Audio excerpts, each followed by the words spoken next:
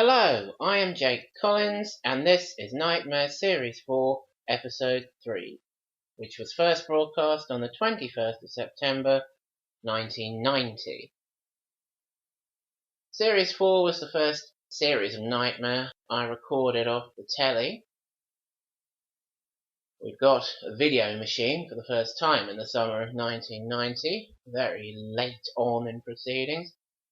And I thought it was the most exciting idea in the world when my mum said, now you can record Knightmare and watch it over and over. Yes, indeed, that was a very special thing to be able to do. Series 4 has come in for a lot of criticism and negativity over the years, particularly from those Series 3 enthusiasts I was talking about before.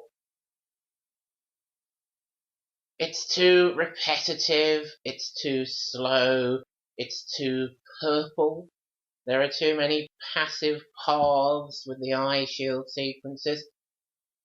There's not so much actual quest brain work for the team to do. And in no way would I disagree with any of these criticisms. They're absolutely true. But I still really like Series 4. Not only because of my own personal fondness that I've always had since recording it and watching it back every week when I was 7, but also I do think there are some genuinely excellent things about it compared to other series of Knightmare, and just excellent in themselves, and this is one of them. Level 3 in Series 4 I really like. I think it has an excellent, dark, mysterious, threatening atmosphere, well up to the standard of the Level 3 we've seen so far in the first 3 series, and far better than the Level 3 we get in the next 2 series, Series 5 and 6. Not very atmospheric, not very defined areas, not very significant feeling, while the best teams are questing down there in the deepest depths, as I've described before. But here in Series 4, yes, I get that feeling very strongly. And here we see the first team of the series, Helen, James, Rachel and Craig from Sunderland, doing something that's a big part of Series 4, and which I mentioned last time, redeeming a pact with Hordris. This is very much building on Chris and the Hourglass situation from the end of Series 3. You don't see that many pacts redeemed in this series proportionally, because not everyone gets to Level 3. But Helen has retrieved Hordris' bracelet. Significant moments, atmospheric moments here with Hordris, giving her the 2 spells, which could potentially help Helen to victory in Level 3, Transformation and Butt.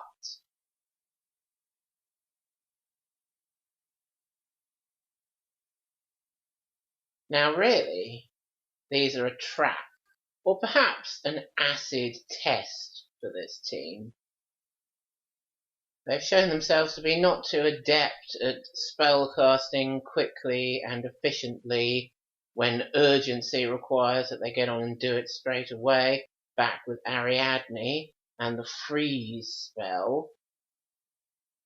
So if they're going to win, become the first winners since Series 2, they've got to prove themselves to Tim Child and friends here, and they've got to do it in a situation that they're very likely to fail on, and they do fail on. It's a bit harsh, I feel, but looking at Episode 2, this team's performance in Level 2, you can see why they did it. But look, here's Mogdred. As I mentioned, he's back now for the first time since Series 3, Episode 8. That is a long gap. And this is definitely Mogdred's best episode. He really does the most he's ever done or is ever going to do. He comes across as very powerful, very threatening, very dark, fitting very nicely into that level 3 atmosphere, helping to create that level 3 atmosphere that I've always enjoyed so much. I like this falling bridge or wall. It's a wall which is being used as a bridge, I suppose, in many ways. Quite a lot. You know, really, they're never gonna let anyone die here. But it's very good, very tense. Adds to that level 3 atmosphere that I've been talking about. They're a bit too slow getting Helen across here, really, aren't they? But fortunately, the way it falls, not too quickly. She can just wander through with no problem. However, here we have the problem, the acid test. It used to startle me so much when Mogdred turned up in this scene. I am used to it now. I no longer physically jump, but it is a fantastic scene. There's Mogdred. We can see his full costume for once. And what a lot of power he's bringing to this scene. And really, it's going to add tenfold to that impression that he's going to kill Helen now with this haunted sword. This has been described as the one and only occasion where the leader of the opposition, if you will, chooses to personally snuff out the quest. And yes, it's a fair and accurate description of what's gone on there. How does Tregard explain the situation? Too long, team. Your magic was too long. What you needed here was the shorter spell. Now, what would Butt have done to Mogdred? That has been a topic of some debate over the years. Would it have made him pause and decide not to kill her then, but carry on further into the level? I was going to kill you, but I'll let you go for now. Seems quite likely to me. But that was their acid test. Transformation is such a long spell, even longer than freeze. They had to work out, we haven't got time to cast it. Cast Butt instead. Quite misleading when Hordrus has told them transformation is most powerful. Perhaps they didn't think the quite humble spell, but could be used to any effect against Mogdred. But there we are. As I say, I can see why they were given that acid test, and they failed it. And so the first quest of the series ends. Makes a nice moment, a ruthless moment for Mogdred, and we'll only see him once more at all in the very final episode of this series. So in many ways, the most important appearance for the character there really establishes his significance on the show, and perhaps without it, he'd be a lot more forgettable than he is. When I first re-watched all of series 1 to 3, I was surprised just how little Mogdred did actually appear. On paper, it's perfectly true that Mogdred is the chief baddie, leader of the opposition insofar as the concept exists in the first 4 series, which is not that much. For Knightmare's first half, and Lord Fear holds the same position for Knightmare's second half. But what are their episode totals? Lord Fear is in 53 of the 56 episodes in series 5 to 8. How many episodes is Mogdred in during series 1 to 4? As we know, he doesn't appear in series 1 at all, but he is, in theory, the main baddie there. He's first mentioned in Knightmare's 3rd episode. He's supposed to appear there.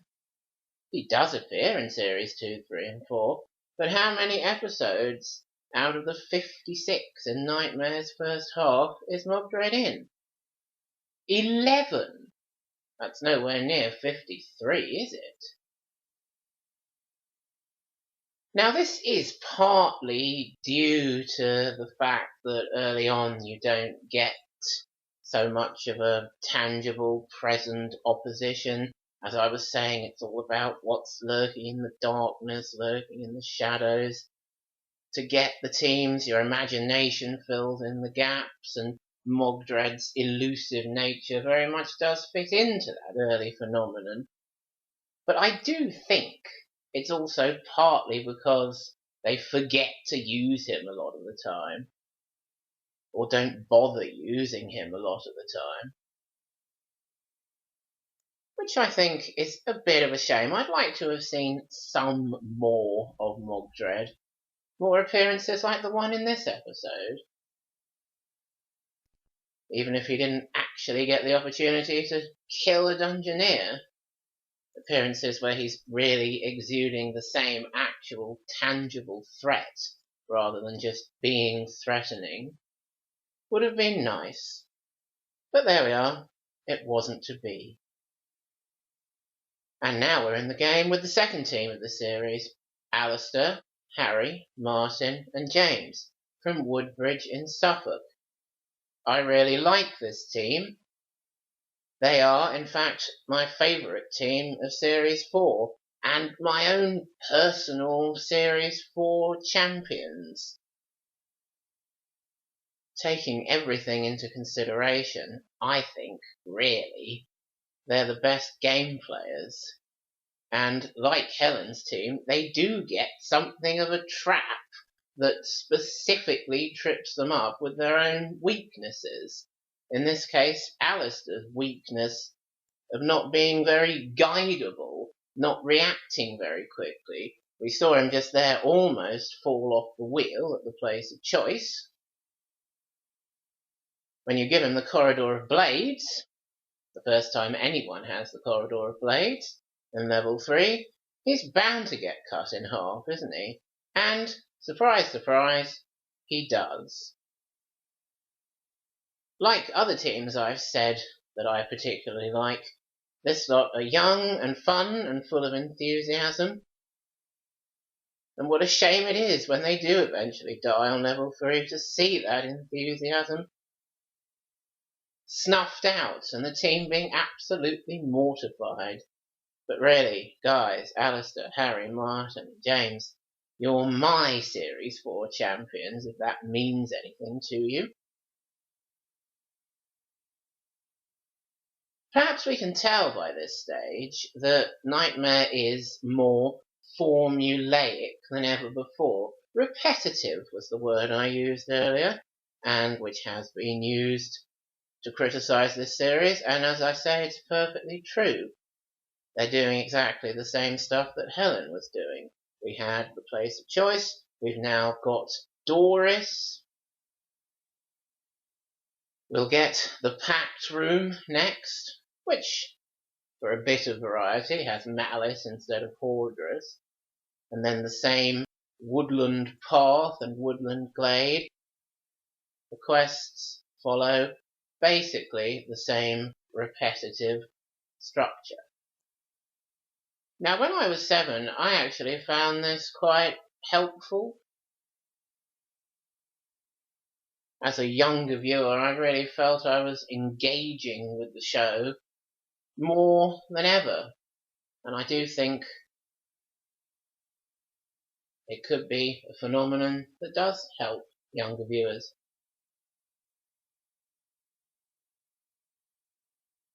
And yet, there are enough changes and differences along the way to keep you on your toes and keep you interested. Just when you think you're going to see a particular woodland glade, you get to Vicky's quest and, oh, it's a different woodland glade. And then you get to the one after that, Dickens, and suddenly it's an inn instead. So you see, there is some variety. It does come in at certain times. You don't always know exactly what you're going to get. it keeps younger viewers on their toes, as I say. And yet, yes, it is in some ways rather repetitive and could be somewhat frustrating for some viewers, I quite freely accept. The door monsters have been heavily criticised as well. Boring is one thing that's been said about them. Annoying. I always really liked the door monsters. I mentioned before how I like the wall monsters, and I like that door monsters were kind of an adaptation, a successor to the wall monsters. We got a lot of questions from them, and when I was 7 I could really have a go at the true or false questions. Some of them I did know from my life or from school, which I never really regarded as properly part of my life. I do think they're a nice addition to the show. I do enjoy them. Of course, in some ways, they are the successors to Wall Monsters. In some ways, Oakley is more of a successor to Wall Monsters, even though he's a tree rather than a wall. He's the one with the clue objects, doing the gameplay that stretches back to the very first episode of Knightmare, to the Wall Monster clue rooms. Questions for information and objects. And indeed, that is something I've always noticed about Series 4, particularly when I didn't have any of Series 1 to 3 on video. You get aspects of gameplay lasting all the way from the first series through to this series that you just don't see afterwards. The show develops in new directions and does so very well in many ways, but I was disappointed in the early 90s that a way wasn't always found to include something like wall monsters, door monsters, tree troll. That was fine with me in the show. And the other big one of those I'll be talking about next time. The aspect of gameplay that goes back to the first series and is still present in Series 4 from Level 2 being tested by Merlin.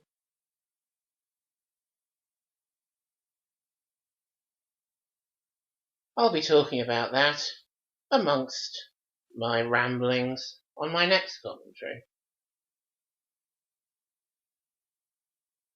You wouldn't really get the situation where the team were allowed to get through this room without agreeing to the pact. They wouldn't want to play through 2 whole levels in losing status. You do get some advisors occasionally not wanting to do it, but that very unwise thought is always overridden, as it should be.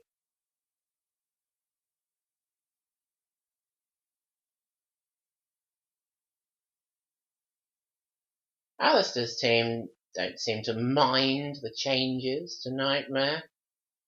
They're still really engaging with the world. They're open to the concept of the eye shield. I do think it's a shame that the eye shield wastes quite a lot of screen time, particularly in Series 5. That's where it's at its worst. But it is, I think, at its second worst here in Series 4.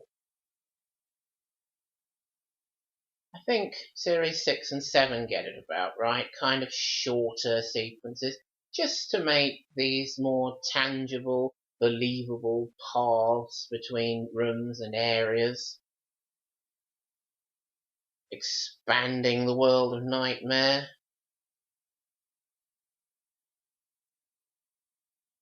And I think that works quite well. Engaging with this kind of epic journey through dungeon, forest, other locations that the Dungeoneer is going on.